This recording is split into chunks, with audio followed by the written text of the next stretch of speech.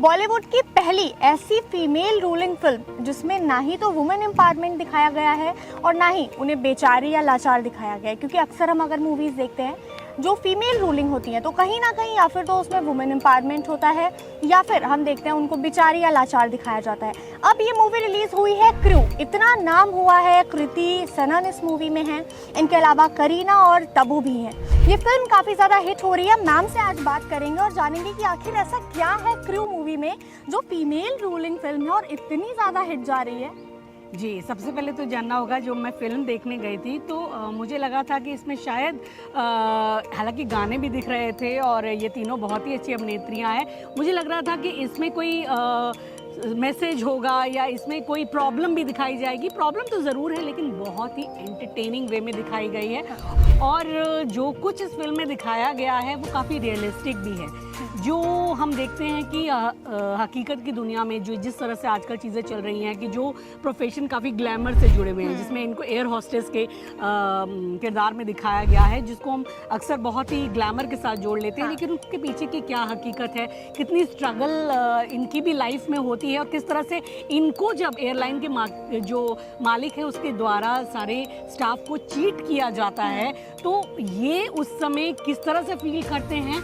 और जब इनके पूरे सपने टूट जाते हैं एयरलाइंस के मालिक द्वारा उनको चीट किए जाने के बाद, और फिर वो सोचते हैं कि हमें कुछ करना चाहिए। हालांकि उनके पास कोई रिसोर्सेज नहीं है, उनके पास इतना बड़ा कोई सपोर्ट नहीं है, लेकिन वो ये सोचते हैं कि हम जैसे कितने लोगों की ज़िंदगी इस एयरलाइंस में इतने साल काम करने के बाद अगर हमारे सपने टूटे हैं, ख़राब हुए हैं, तो हम इसके मालिक को ऐसे नहीं जाने दे सकते। और उसके मालिक से बदला लेने या अपना पैसा वापस लेने का ये जो पूरी जर्नी है उसे इतने कॉमिक अंदाज में दिखाया गया है कि आपको देखने में मज़ा भी आता है और लगता है कि हाँ अब ये क्या करेंगी। ये तीन लड़कियां ही हैं लेकिन वो इतने अच्छे तरीके से चीज़ों को एग्जीक्यूट कर रही हैं कि आपको मज़ा आ जाता है और एक पल भी पूरी फिल्म में आपको ये नहीं लगता कि इसमें कोई स्ट्रॉन्ग हीरो नहीं है। और अभी ये भी है कि दिलजीत दोसांझ और कपिल शर्मा दोनों इस फिल्म में है, लेकिन उसके बावजूद लोगों का ये कहना है इसको फीमेल ओरिएंटेड फिल्म क्यों कहा जा रहा है तो इसमें दो मेल्स भी, पर मुझे कहीं ना कहीं ऐसा लगता है कि जो मेन लीड है वो तीनों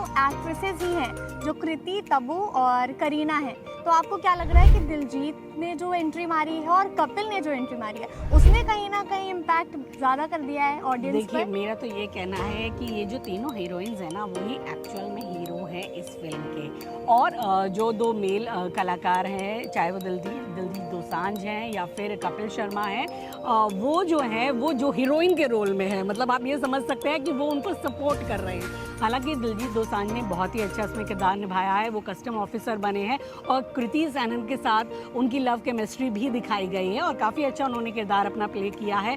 और जो कपिल शर्मा है, कपिल शर्मा आपको इस फिल्म में ज़्यादा कॉमेडी करते हुए नज़र नहीं आएंगे, उनसे भी ज़्यादा बेहतर कॉमेडी तब्बू ने की है। आपको हैरानी होगी, तब्बू एक कितनी सीनियर हीरोइन है और वो सीरियस रोल करने के लिए ज़्यादा मशहूर है। चाहे माचिस से लेकर शुरू करें, उनकी कितनी भी जो फिल्में हैं वो काफ़ी सीरियस रोल्स करती हैं, उसके लिए जानी जाती हैं। लेकिन क्या कॉमिक टाइमिंग है तब्बू की, और जिस तरीके से इन्होंने डांस परफॉर्मेंस दिए हैं और जिस तरह से कहा जाए कि ग्लैमर का तड़का भी लगाया है और कॉमेडी जो एक कॉमिक टाइमिंग है तीनों के बीच, करीना, कृति, वो बिल्कुल आपको एक ऑर्गेनिक लगेगी। ऐसा नहीं लगेगा कोई ये एफर्ट करके कॉमेडी कर रहे हैं, लगेगा कि बिल्कुल स्मूथ वे में बहुत मज़ा आएगा आपको हर सीन को देखे कि जिस तरह से आप देखेंगे।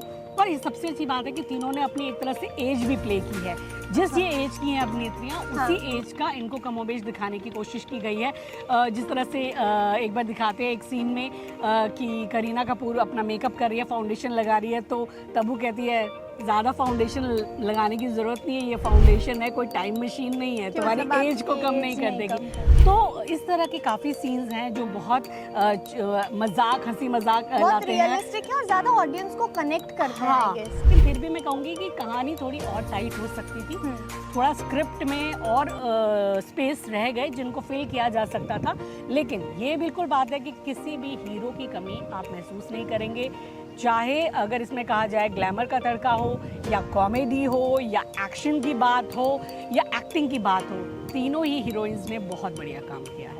अच्छा, एक क्वेश्चन और है कि जो फीमेल्स जो एविएशन में जाना चाहती हैं उनका अक्सर ये सवाल होता है, या बहुत लोग इसलिए चाहते हैं कि उनको बहुत ज़्यादा ट्रैवल करने को मिलेगा, जिनका ट्रैवल का सपना होता है वो एक्चुअली एविएशन ज़्यादा चुनती हैं, या सबको ये पता है बहुत ग्लैमरस वर्ल्ड है, बहुत अच्छा खासा आपका सैलरी पैकेज होता है, तो क्या एविएशन वालों के लिए फिल्म देखना कितना इंपॉर्टेंट है और क्या उनको ये सच्चाई दिखाई गई है?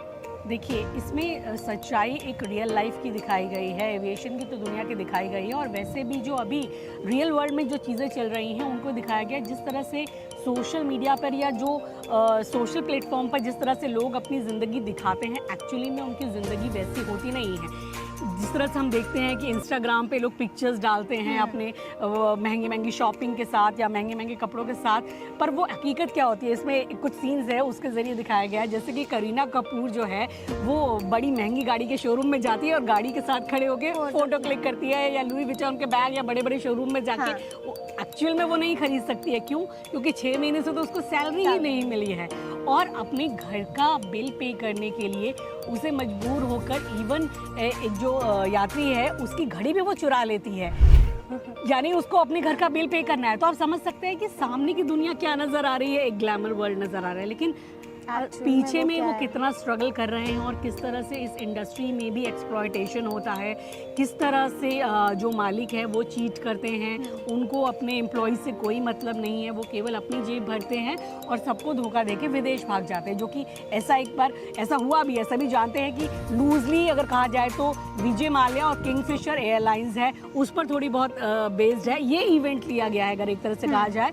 और इसमें विजय वालिया नाम का किरदार है जो कि एयरलाइंस का मालिक होता है जी, और जो एयरलाइंस है उसका नाम कोहिनूर एयरलाइंस है जिसमें ये लोग काम करते हैं। तो ये सच्चाई दिखाई गई है कि कैसे वो स्ट्रगल करते हैं, तो ये फ्रस्ट्रेशन भी उनका नज़र में आता है।